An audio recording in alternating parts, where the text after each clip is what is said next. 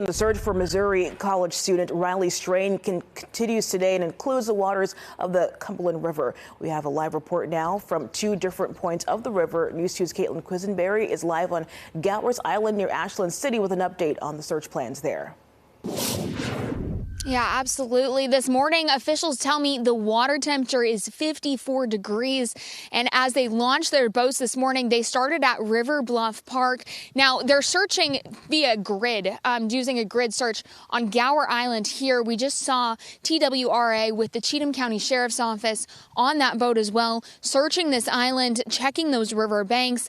Officials split up this morning with TWRA in the Cheatham County Sheriff's Office, originally heading towards Nashville, turning around to grid search this island here, and the Ashland Fire and Cheatham County EMA heading towards the dam, scanning those waters along the banks as they go.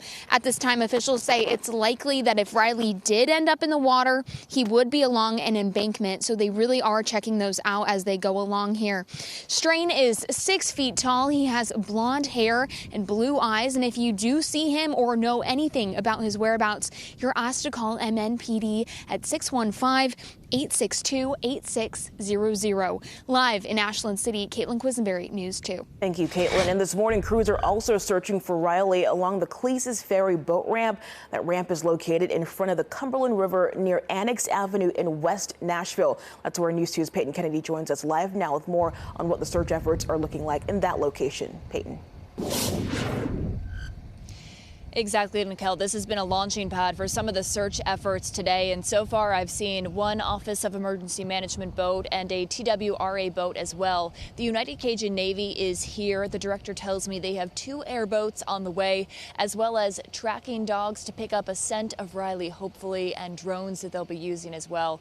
I'm told that they picked this point because it's downstream from where Riley was last seen and a common point for objects to get stuck along the way. The director of operations says he believes their most successful search will be at nighttime tonight because they can shine through the murkiness of the water. Now, tomorrow does mark 2 weeks since Riley went missing, and the director says they will keep doing what they can until all efforts are exhausted. At this point, we're going to search until we reach a point where we say this is no longer viable.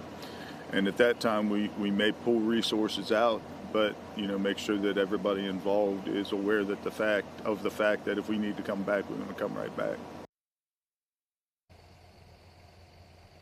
Now, earlier this morning, we were in downtown Nashville along the Cumberland where Riley was last seen. I did not see a physical search happening at that time, but the Metro Nashville Police Department tells me they're going to be focusing a lot of their search today around barges where items may have gotten stuck underwater.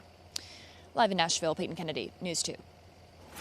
And some new information this morning. We have been asking questions about the night Riley Strain disappeared.